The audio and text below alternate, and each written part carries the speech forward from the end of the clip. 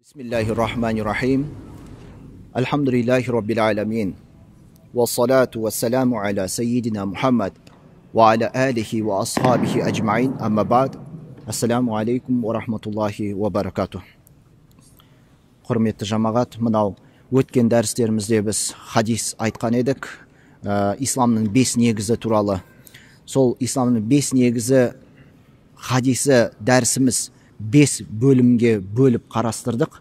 Сол әр бөлімде біз 5 негізді жеке-жеке қарастырған болатынбыз.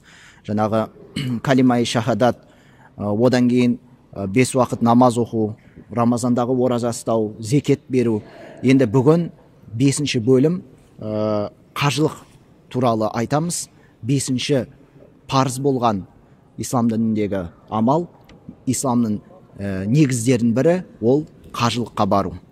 Енді әрине қажылық туралы уағыздар бар, дәрістер бар, оның үкімдері, парыздары, уәжіп сүннеттері барлығын біз дәрістерімізде өтіп жатырмыз, айтылып жатыр.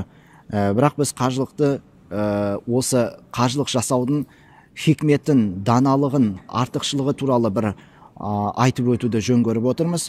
Сондықтан ең әуелі мына аятты еске алып өтсек, Бақара сүресінің 196 аятында Алла тағала бізге астағфиру билlah ва атимул хаджа вал умрата лиллах. Садақаллахул азим. Яғни мағынасы қажылық пен умраны Алла үшін толық орындаңдар деп Алла тағала бізге бұйрық береді. Жаңағы ішіндегі барлық талаптарды, барлық ережелерді, үкімдерді өз орнымен толығымен орындап шығуды Алла тағала бізге бұйырған. Сондай-ақ Хадж сүресінің 27-28 аятында Алла тағала Ибрахим алейхиссаламның оқиғасын бізге келтірген еді, осы қажылыққа байланысты. Сол жерде Алла тағала былай дейді: Бисмиллахиррахманиррахим. وَأَذِّنْ فِي النَّاسِ بِالْحَجِّ يَأْتُوكَ رِجَالًا وَعَلَى كُلِّ ضَامِرٍ يَأْتِينَ مِنْ كُلِّ فَجٍّ عَمِيقٍ لِيَشْهَدُوا مَنَافِعَ لَهُمْ. Садақаллахул азим. Яғни бұл аяттың мағынасында адамдарды қажылыққа шақыр деп бұйырады Алла тағала. Олар жаяу және көлік үстінде әрбір алыс жолдардан саған келеді, олар өздеріне тән пайдаларын көрсін деп Алла тағала айтады. Яғни адам баласы, момын мұсылман қажылыққа барған кезінде әр адам өзіне тиісті деңгейде, тиісті бір дәрежеде Алла тағаланың нәсіп етуімен өзіне бір пайдасын тигізеді. Біреуі дүниелік пайдасын тигізер, біреуі ақыреттік пайдасын өзіне алар. Яғни бұл жердегі айтылып жатқан, біреу құлшылық ибадатын жасап, Алланың ризашылығын іздеп, Алланың кешірімін талап етіп, соны іздеп, сол сапарға аттанып, қажылық жасап, сол мақсатпен барса, тағы біреулер сауда-саттық деген ниетпен бару мүмкін, мысалға. Сондықтан әркім өзіне тиесті бір сыбағасын, үлесін сол жерден алады. Біреуі жаңағы айтқанымыздай күнәларын кешіруін іздеп барады, тағы біреуі ол сауда-саттық жасау, тағы біреуі ол Алла тағаланың мархаметін, рахымын, мейірімін іздеп сол жерге барып құлшылығын жасайды екен. Сондықтан қажылық ол сондай парыз амал, ол мұсылманға жеңілдік ретінде өмірінде бір рет болсын жағдайы бар адамға бұйырылған парыз міндет амал екен. Яғни жағдайы бар болса, өмірінде бір рет болсын соны жасау керек әр мұсылман. Енді осы орайда қажылықтың хикметіндегі біріншісіне тоқталатын болсақ, ол қажылық дегеніміз құлшылық әрі ғибадат. Әр құлшылықтың өзіндік бір мақсаты бар. Ол мақсат, Алла тағала бізге бұйырған құлшылық ибадаттардың мақсатын көздейтіні, ол әрине Алладан шынайы түрде қорқуымыз, соны Аллаға көрсетуіміз, дәлелдеуіміз, Алланың алдында бізді өзіміздің кішірейтуіміз, кіші санауымыз. Алла ұлы, жалғыз Алла тағала ұлы, ал біз Алланың алдында ешкім емеспіз, біз Алланың алдында кішіміз. Аллаға толық мойынсыну, Аллаға толық түрде мойынсыну, Алла тағала бұйырған әмірлерді орындап, Алла тағала не нәрседен қайтарған болса, сол тыйымдарынан аулақ жүру. Және Алланың құзырындағы сенің мұқтаждығыңды көрсетуін, яғни құлшылық ибадат жасаған кенімізде, ол намазымызда, оразамызда, жаңағы қажылығымызда біз Аллаға мұқтажбыз, Алланың мейіріміне мұқтажбыз, Алланың кешіріміне мұқтажбыз, Алладан берілетін бізге сауапқа мұқтажбыз. Және біз әрине Алланың жәрдеміне зәруміз. Яғни ісімізде, атқарып жатқан құлшылық ибадатымызда, амал әрекеттерімізде, күнделікті тұрмыс тіршілігімізде барлығында біз ең әуелі Алланың жәрдеміне зәруміз. Сондықтан намазда болсын, оразада, қажылықта да тура сол сезімді сезіне алады адам. Яғни қандай сезім? Аллаға деген мұқтаж екендігін, Алланың алдында пәрменсіз екенін, әлсіз екенін ол момын мұсылман сезіне алады. Қажылықтағы орындалатын рүкіндерін тауаф жасайды, Қағбаны, Сафа мен Маруан арасында сағи орындалады, және Минада тас лақтырылады. Муздалифада, Минада сол жерде уақыт өткізеді, Арафада тұрақтайды. Солың барлығын ішінде қажылық дегеніміз ол басы аяғы, егер бұлайша айтатын болсақ, ол негізі қиын ғибадат. Қиын болғанда адам біраз күш жігері кетеді, біраз энергиясы болуын қажет етеді. Бірақ сонымен қатар бұл қанша қиын болғанмен де, қанша ішіндегі орындалатын ғибадаттардың былайша айтқанда күштілігі қатты болғанмен, оның сауабы да өте зор. Өйткені жаңа қажылықты толық дұрыс орындаған адам, ол күнәсінен, анасынан тура туылған сәттегідей сияқты пәк болып қайтады екен қажылықтан. Егер оның қажылығы дұрыс орындалған болса, толық орындалған болса, Алла оны қабыл еткен болса. Енді қажылықтың хикметін екіншісіне көшетін болсақ, ол зікір, Алланы еске алу. Қажылықтың басталуынан бастап аяқталуына дейін, яки не болмаса сапарға, қажылық сапарына шыққаннан бастап, шыққан уақытынан бастап, қайтатын уақытқа дейін бас аяғы толығымен ол не? Зікір ету, Алланы еске алу. Бақара сүресінің 198 және 200 аяттар арасында Алла тағала бізге мынандай бір сөздерді айтады. Сендерге Раббыларыңның кеншілігін іздеулеріңнің, яғни кәсіп істеулерінің оқасы жоқ. Бірақ қашан Арафаттан қайтсандар, харамның қасында Алланы еске алыңдар. Яғни Қағбаның қасында үнемі Алланы еске алушылардан болыңдар дейді. Сондай-ақ оны сендерге нұсқағандай еске алыңдар дейді. Алла тағала бізге қалай нұсқаған болса, Алланы еске алу, пәктеу, ұлықтау, таспих тарту, зікір айтын қандай түрлері бар болса, міне сол үлгіде Алланы еске алыңдар. Сендер бұрын азғындардан едіңдер, сосын ел қайтқан жерден қайтындарда Алладан жарылқау тілеңдер.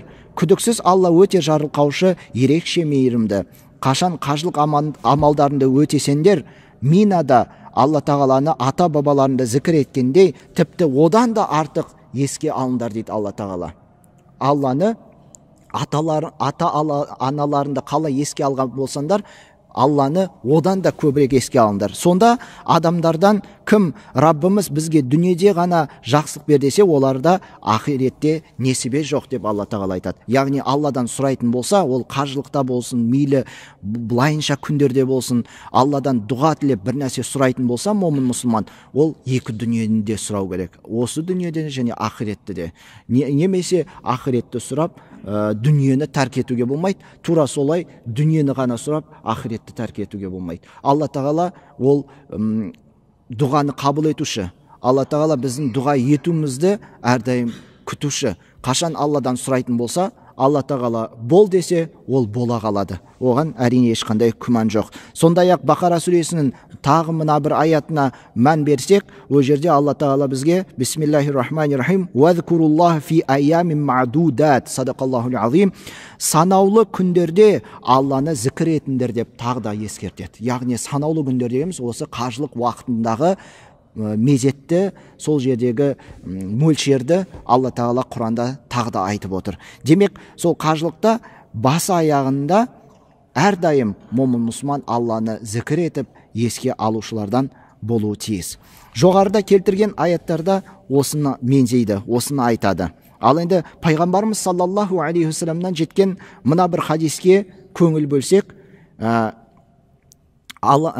расында қажылықтағы тауаф және Сафа мен Маруа арасындағы сағи және тас лақтыру, Минадағы тас лақтыру, осының барлығы ол Алланы еске алудың бірден бір орындалатын құлшылық ғибадаттардың бірі деп айтады екен пайғамбарымыз саллаллаху алейхи вассалам. Алланы еске алғың келсе, онда осы қажылықтағы осы амалдарды орындау керек деп пайғамбарымыз саллаллаху алейхи вассалам нұсқап бізге жеткізген.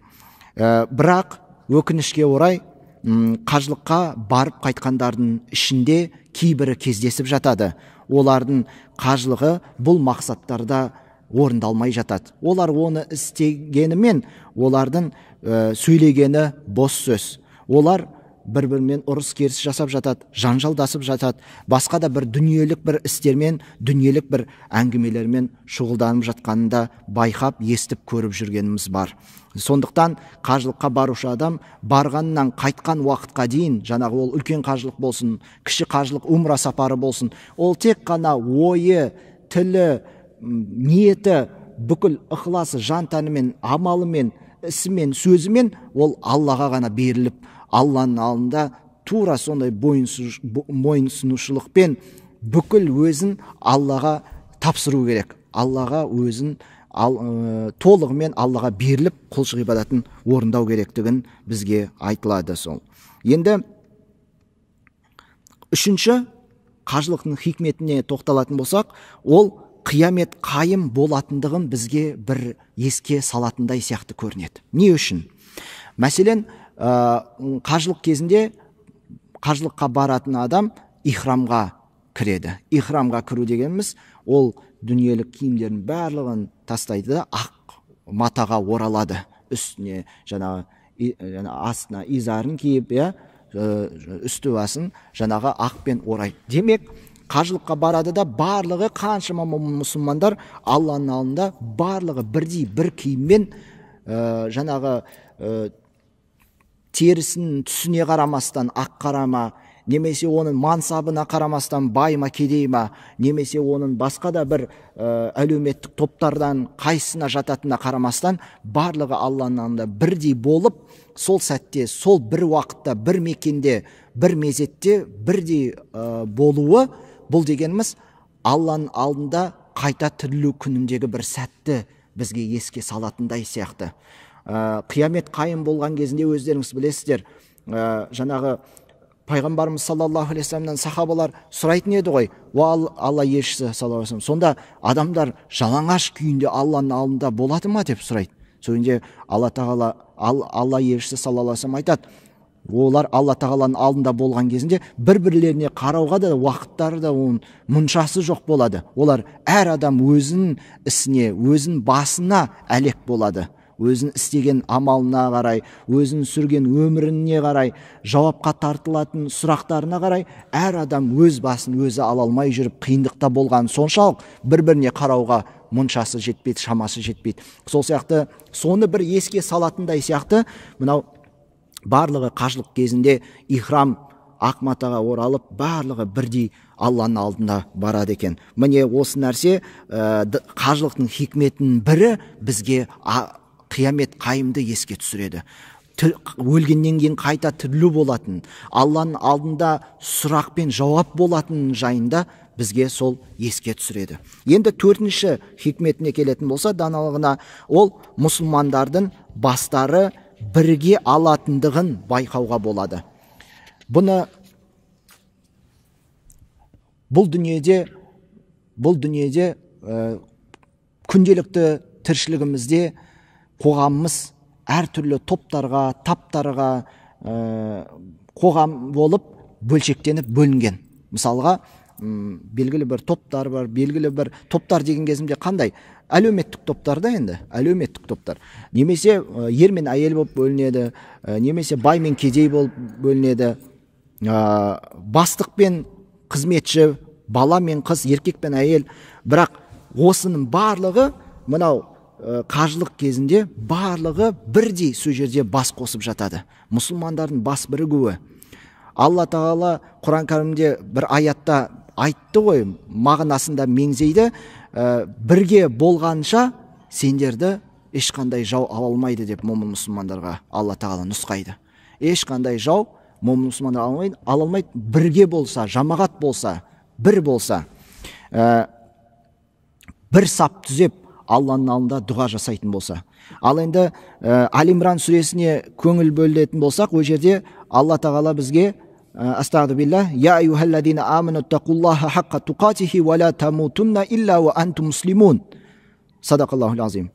Ва атасиму би хаблиллахи джамиан ва ла тафаррақу деп келеді. Яғни ол аяттарда, ей сондай иман келтіргендер, Алладан шынайы түрде қорқыңдар және мұсылман күйінде жан тапсырыңдар. Сондай-ақ Алланың жібіне мықтап ұстанып, одан ажырап бөлмеңдер. Яғни әртүрлі топтарға, әртүрлі бөліктерге бөлініп кетпеңдер, бірге болыңдар деп Алла тағала бізге Құран кәрімде соған шақырады. Және 5-ші қажылықтағы хикметіне көңіл бөлетін болсақ, ол қажылық дегеніміз ол күнәміздің кешірілуі және сауапқа ұмтылу. Момын мұсылманның Алладан берілетін кең, үлкен бір ұлы сауаптарға ұмтылуы. Хадисте айтылғандай, кім егер қажылықты жасайтын болса, жаман сөз сөйлемесе, күнә іс істемесе, онда анасынан жана туылғандай сияқты қажылықтан оралады деген хадис келеді. Және де мына бір хадиске көңіл бөлсек, умра мен умраның арасы, кіші қажылық пен кіші қажылықтың арасы, және осы екеуінің арасы, бір умрадан екінші умраға баруының арасы, ол күнәларға каффарат болады, күнәнің кешіруіне бір себепші болады. Тура сол сияқты хаджул мабрур дегеніміз, ол тек қана оның берілетін сыйы жаннат қана деп Алланың елшісі саллаллаху алейхи ва саллям айтқан. Хаджул мабрур, жаңа айтқанымыздай, бүкіл қажылыққа қойылған талаптарды орындай отырып, күнә істерден сақтанып, жаман сөз сөйлеуден абай болып, барынша басы аяғы тек қана өзінде Аллаға тапсырып, Аллаға беріліп, ғибадатында жасап шығуын, міне осы хаджул мабрур, қабыл болған қажылық. Алла елшісі саллаллаху алейхи ва саллямнан сұралады. Мынау қажылықтың сауабы жайында сұралады. Сөйде ансарлыққа былай деп айтады: қашан сен үйінен шығатын болсан, харам мешітіне қарай, қажылыққа қарай, сенің әрбір аттаған қадамына Алла тағала сауап жазады және жасаған күнә қателігіңді кешіреді дейді. Ал енді Арафада болуын, яғни мынау түстен бастап күн батқанға дейін Арафатта болады ғой. Арафада болуын, ол дегеніміз періштелер нұры шашады. Алла тағаланың саған періштелер арқылы нұры келеді. Және Алла тағала айтады: міне осылар менің құлдарым, олар шаршап, шалдығып, әртүрлі жан жақты жерден келді, менің рахмымды іздеп, менен қорыққан халде, менің азабынан қорқып, және мені көрмей тұрып маған иман келтірген, мені көрмесе де иман келтіріп, менің рахметімді, яғни менің рахмымды, мейірімді іздеп жан жақтан келіп отыр, шаршаған халде. Сөйтіп Алла тағала айтады: олардың күнәлары қандай үлкен болса да, яғни қаншама осы өмірдегі, дүниедегі күндерге тең болған күнәлар болса да, таудай күнәлары болса да, және Алла тағала оның барлығын не істейді? Кешіреді.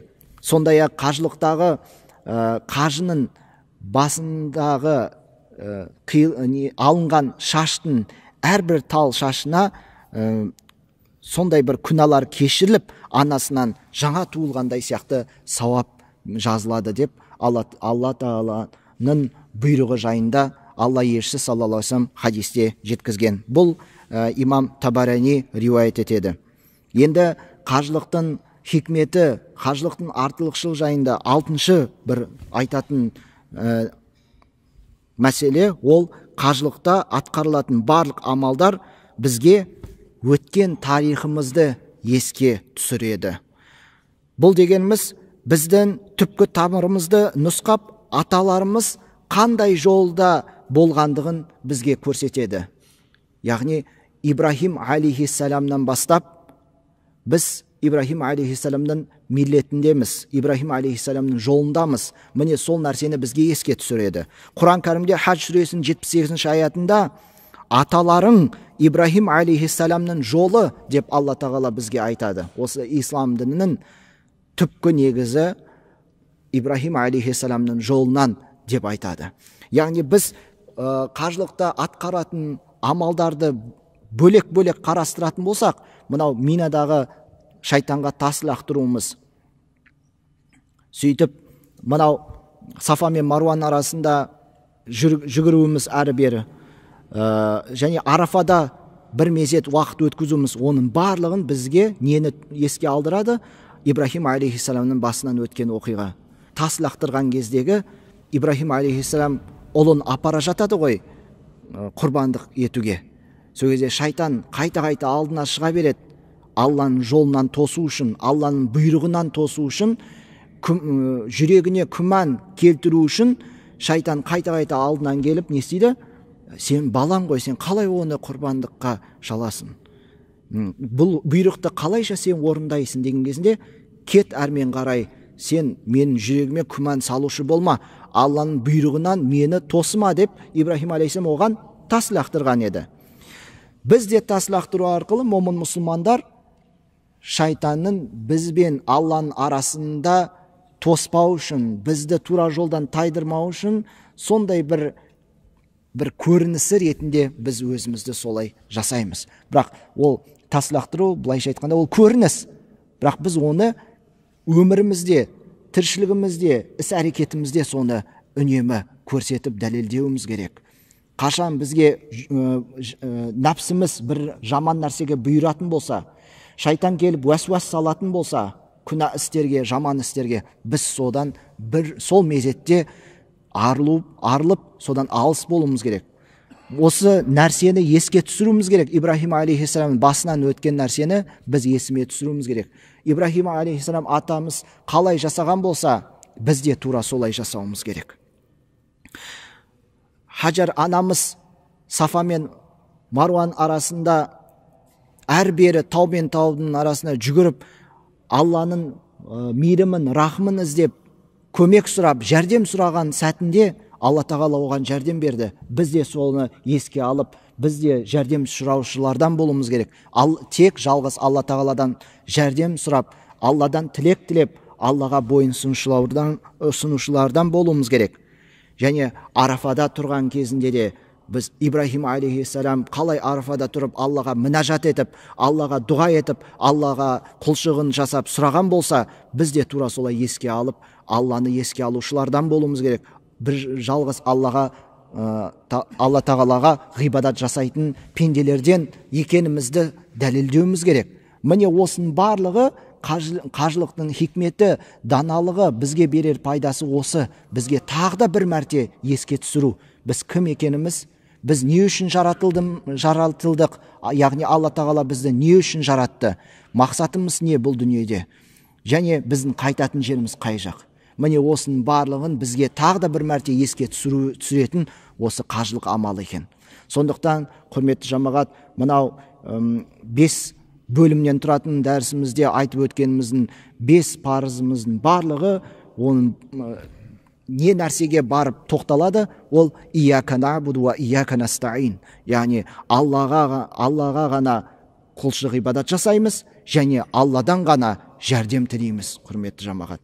Сондықтан осыны естен шығармай, барынша күш жігерімізді жұмсап, қажылыққа барушылардан, зекет берушілерден, ораза ұстаушылардан, кәлиманы тілімізбен айтушылардан болайық. Аллах Тағала сол өзінің сүйікті құлдары болуымызға, пайғамбарымыздың лайықты үмметі болуымызға баршамызға нәсіп етсін. Осы естігенімізді, білгенімізді оқып, түсініп, соған амал етуімізді нәсіп етсін. Ва ахиру дауана алхамдулиллахи раббил аламин бирахматика я рахман. Аллаху акбар. Алла разы болсын.